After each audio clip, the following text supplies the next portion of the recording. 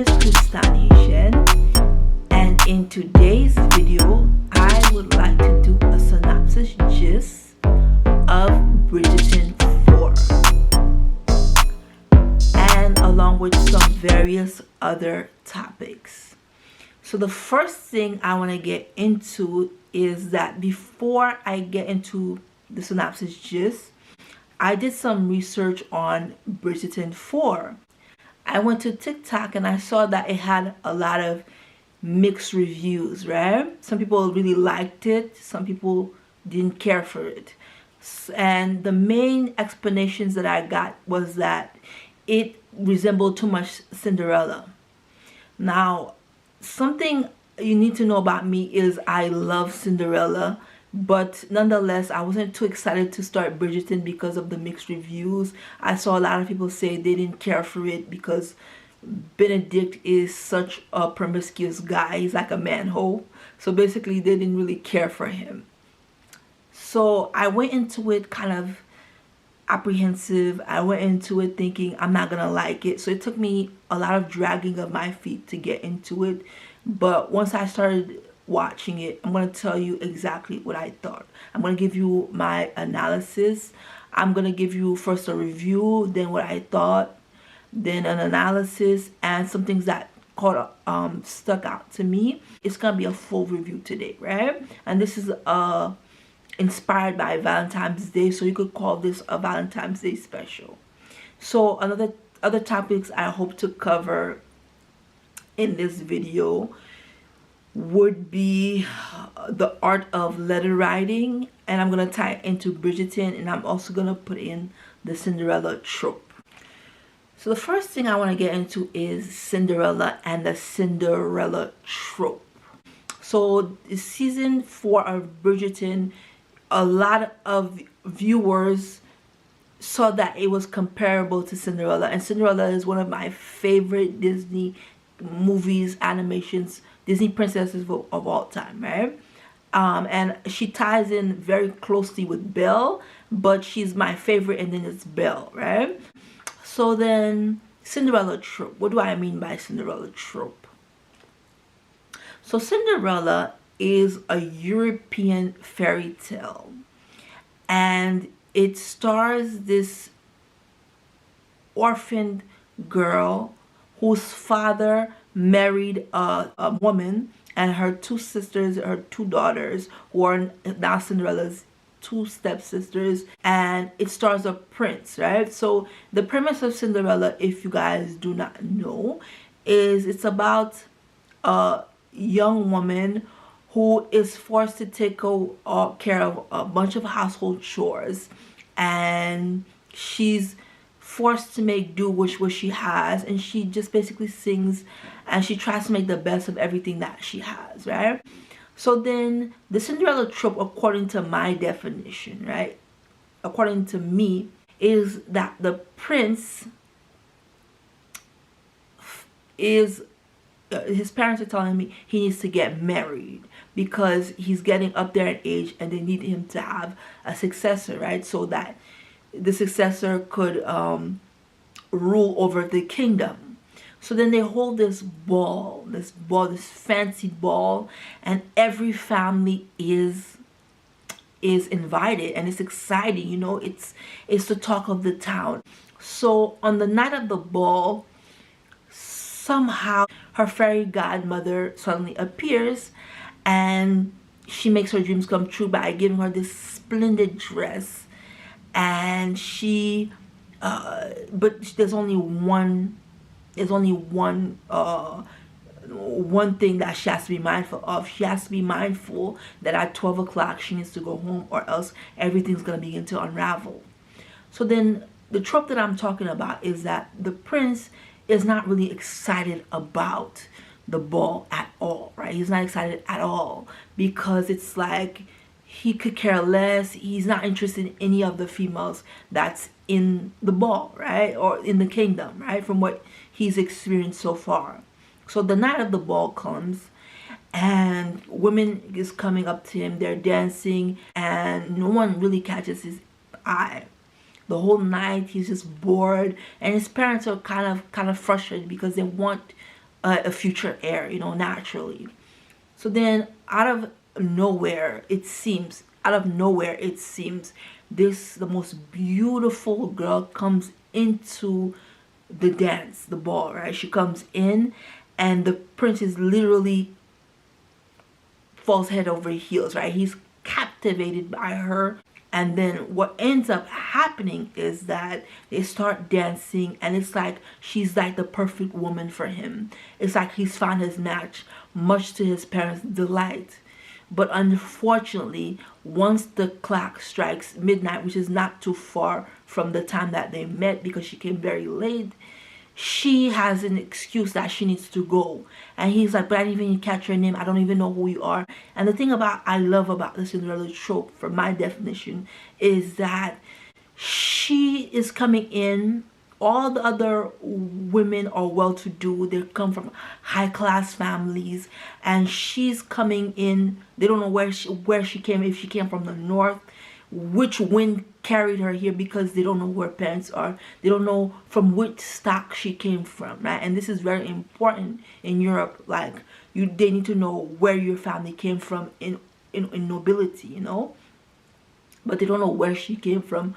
All the prince knows is that she has literally captivated his heart, right? So then she leaves, and he's heartbroken, because as she's leaving, she doesn't give an explanation. She doesn't basically tell him anything. She just leaves, and the only thing that he has of hers is the glass slipper. And that's the classic Cinderella story, right? And there's been many renditions of this fairy tale. So what I love about it is that the prince was there. He came, and he was basically minding his own business, not thinking anything was gonna come of this ball. And then literally comes this woman who literally flips everything he knows upside down, and now he is literally trying to, the whole kingdom, he won't stop, he won't rest until the whole kingdom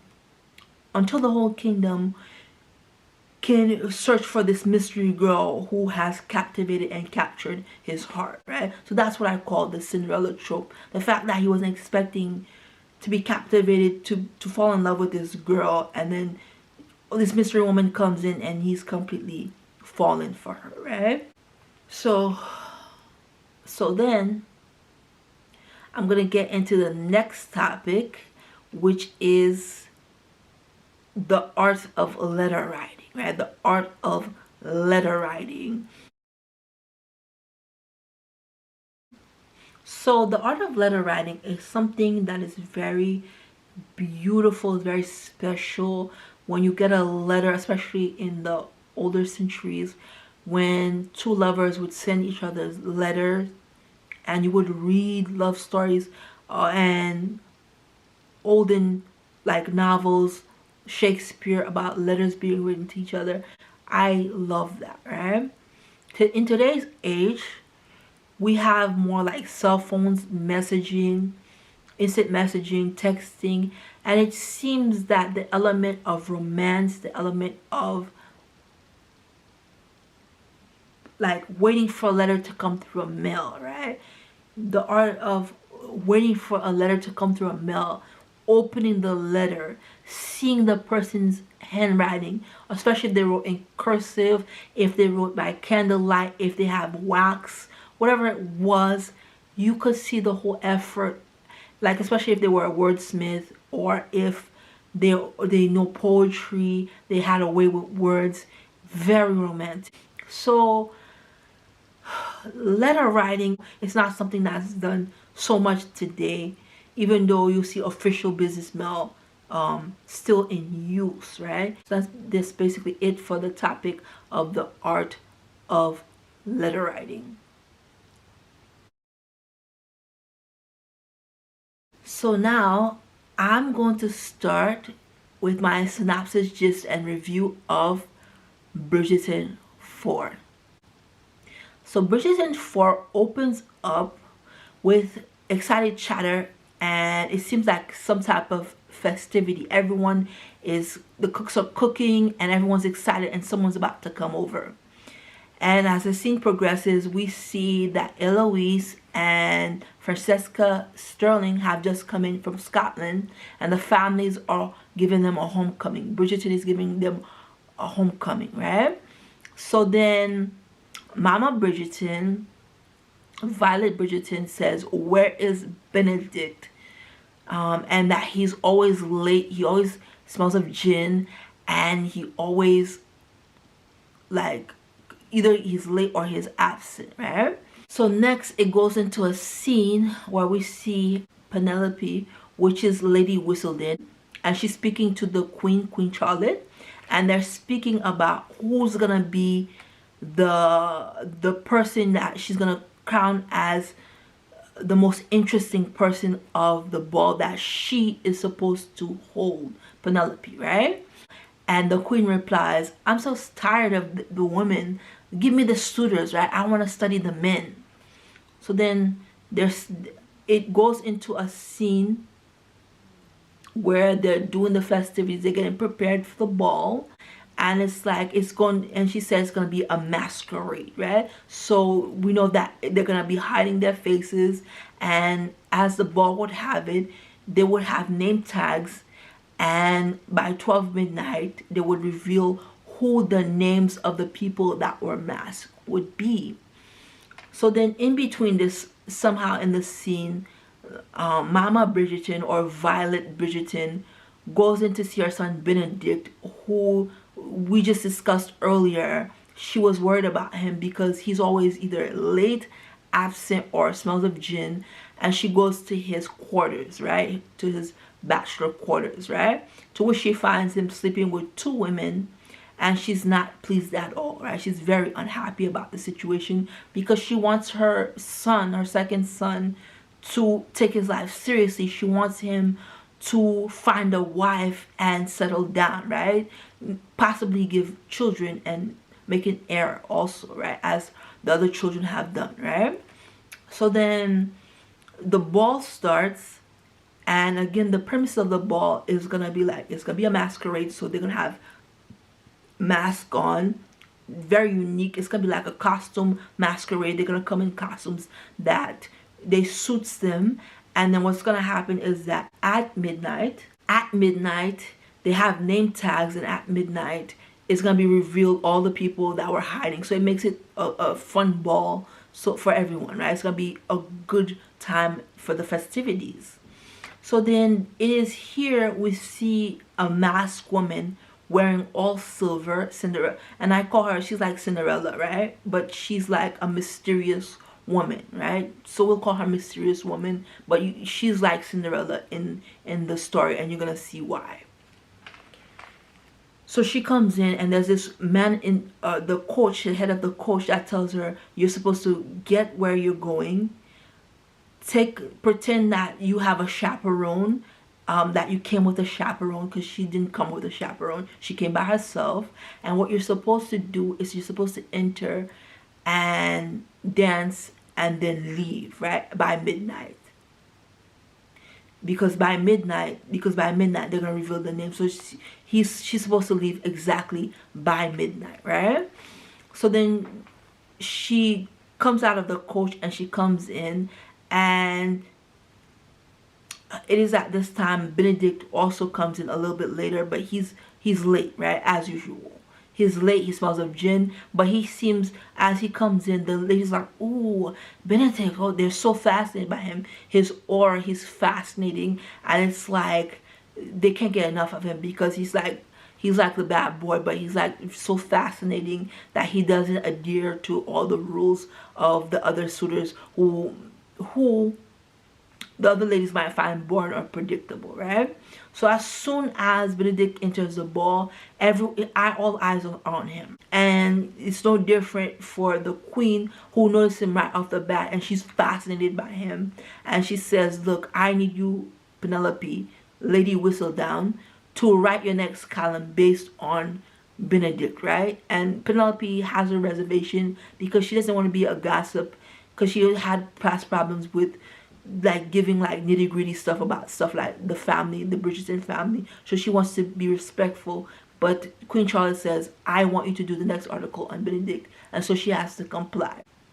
So it is then the next scene we see that as the mystery woman in the silver, who is like Cinderella, is admiring the chandelier and she's admiring all the festivities, she catches Benedict's eye because everyone else is so used to these huge parties that they always look bored, and he's fascinated by her childlike happiness and how she genuinely seems happy to be there. So they start talking and they hit it off, and they head out into the flower beds, into the gazebo area. I want to say there's this whole pattern floral area that they're walking, and it's like he's captivated by her, right? Because she just doesn't seem to be like most of the other women at the ball, right? So they start talking. He learns that she can't really dance, and that fascinates him. And as they're talking, he notices that she doesn't really answer things straightforward, and that she answers things very vaguely, and he really wants to get to know her, right? So the whole night, as he's speaking to her, it's like he can't keep his eyes off of her. Her mouth, because from the party, it's masquerade, he could only see her chin and her lower mouth, right? He's literally has his eyes glued to her, right? So then the clock side strikes 12, and she hears a bunch of ringing bells, right? And she's like, what does that mean? And he's like, oh, it's 12, which means they're gonna reveal the people that's been masqueraded with the name tags, right? So she said, oh, I'm so sorry, I have to go. And he's like, did I say something wrong? And he's like, no, it's just that I have to go. So she leaves, and as he tries to stop her, he catches her one glove and she hurries off, right? So as the party is over, the next day he can't stop thinking of her, and he just can't stop thinking of her, and he wonders who she is, who this mystery girl could actually be. So then he's completely captivated by her, and she's literally has rented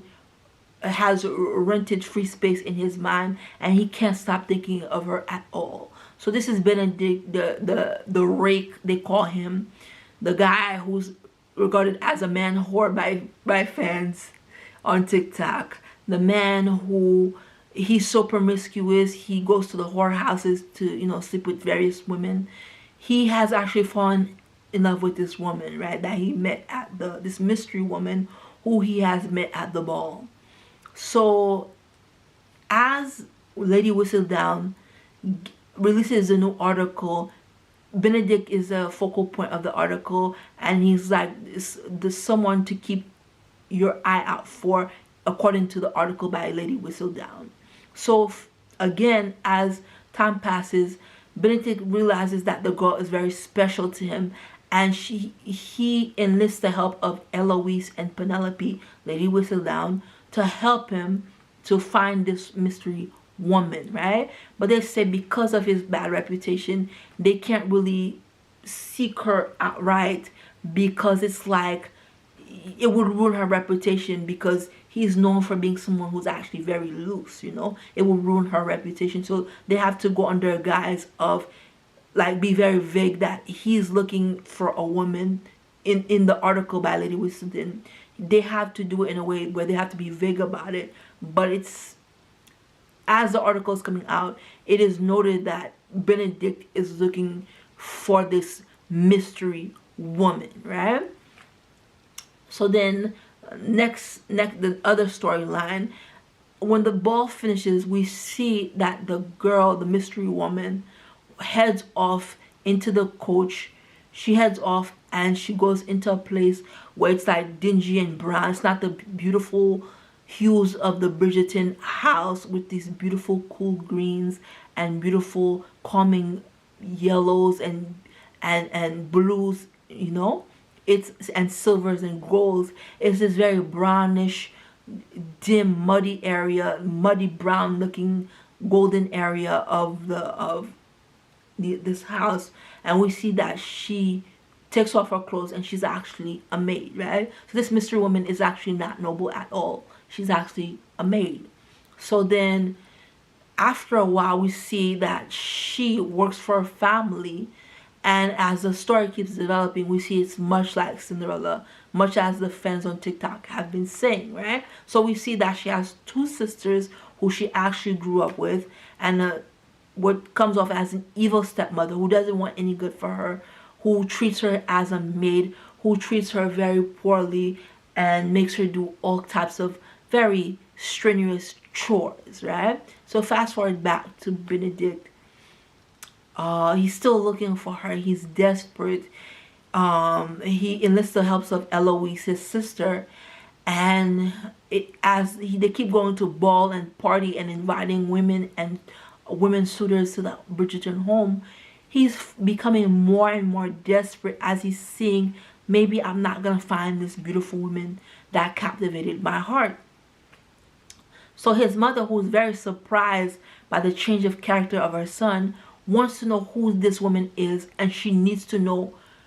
She wants Lady Whistledown, Penelope, aka Penelope, to tell her all that she knows about this woman. So then as she finds out from Penelope, she goes to Benedict, her son, and she says, look, just tell me what you know. And Penelope told me everything, but show me what you know, and maybe I could help you, right? It seems like you're really in love with this woman, because the mother is taken aback. She's never seen her son act like this, right? So then he says that she had this glove, and that's all he saw of her, that he was able to keep of her, and that's the only memento he has of her, and that he's desperate to find her. So as she closely looks at the glove, she sees it belongs to the I want to say it's the Pinward family. I want to make sure I get this right, because of the heirloom. It's like it's a dynasty type of piece, right? It's an heirloom. Yes, the Pinwood family. It comes from the Pinwood family, right? So she sees that it's an heir of the Pinwood family. And from then on, he has a lead, and he's like, there's hope, right? But as he goes to see the daughter of Pinwood, and he sees the other sister, his hope also goes back down, and he asks the mother, is there any way there's any other woman that could possibly, a cousin or a sister of the family that maybe is related to them, that he's looking for? And the mother's like, what are you looking for? Because she's getting suspicious, right? So then in between this, we see the mystery woman. She's cleaning, and we see her doing chores that maybe 10 people should be doing, right? Which shows how evil the stepmother is. She's doing all the work of the house. She's cleaning shoes and shoes at a time, and all she gets is room and board, and she gets really mistreated, and she's seen as someone not to be trusted by the evil stepmother, right? So then later on, due to a discrepancy, while Benedict has visited the family for the second sister to see if she could pinpoint the beautiful mystery woman that he found at the ball, it is through the window they see him pull out a glove. And the glove, the evil stepmother recognizes the glove as being from the Pinwood heir, right? So that's when she puts two and two together, that the mystery woman is under her roof, and she puts out the mystery woman and tells her she's gonna put in a bad name for her so that she cannot be able to work in all the area. So then quickly, the next scene goes into, we see Benedict going into the countryside, and he's in I could say a tavern, or like somewhere where there's a lot of drinking, a lot of smoking, women are easy and cheap, and it's like a bunch of bachelors are just there to have their way with them, right? So then while he's there and he's drinking up a storm, he sees two maids being mistreated, and he gets angry. He's like, why are you guys mistreating these women? They're just here to work. They don't want any part of what you want from the other girls, right? Because they want them like sexually, right? So then he ends up getting in a tussle with one of the guys that was harassing the two maids, and he saves the two maids, and he tells them, look, I'll find you other employment, and he knocks out the other guy, right? So then the mystery woman that we saw at the ball is one of the maids, right? Because she was kicked out by the evil stepmother. She's one of the maids that was being harassed, and we see that they begin to talk, and he offers her to come into his cottage as as as as they're talking, right? He says, look, I'll find you work. I'm sorry, this ain't in a tussle and you might lose your job, right? So he promises her work in London, and she reluctantly agrees, right? So then I'm going to stop here. Because this story is multifaceted. There's a lot of storylines going on at once, and this was the main storyline I really wanted to cover, right? So then the question to ask, right? This is Bridgerton part one, and there's a second part that's coming February 26th that continues the storyline, right? But this is what I'm going to give you that I'm going to give you only. So then the thing I want you to think about is, will he find the mystery woman, right? Will he understand that this woman, this maid who was working in the tavern or the house of pleasure, right, where the men are drinking and smoking and using women, will he find out that this girl and the mystery woman in the ball are the same two people?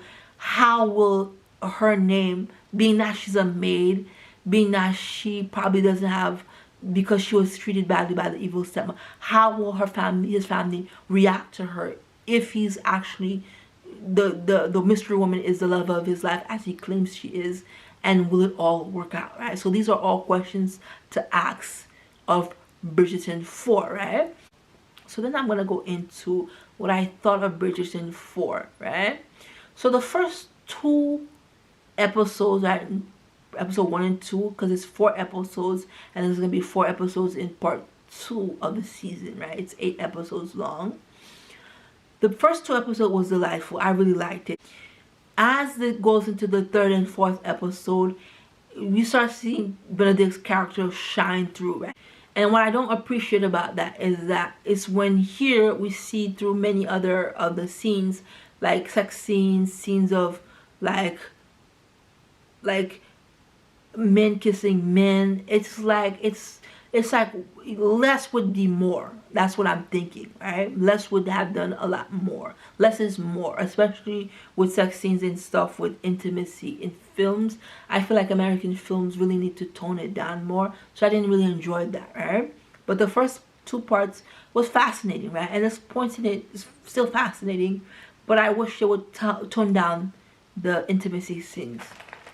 So then another point I love about Bridgerton is that the film is cooling to the eye. Very beautiful cinematography, beautiful colors being used, bright festive colors. Except for where the maid lives, it's very golden browns. We see grays because that's her world, right? That's where she lives, and we see the depiction of colors very brilliantly used, right? So I really enjoyed the color scheme. It's very bright, clear sound. I love when a film has beautiful cinematography. Love it, that part. So another part that's fascinating, what's another thing that I liked about it?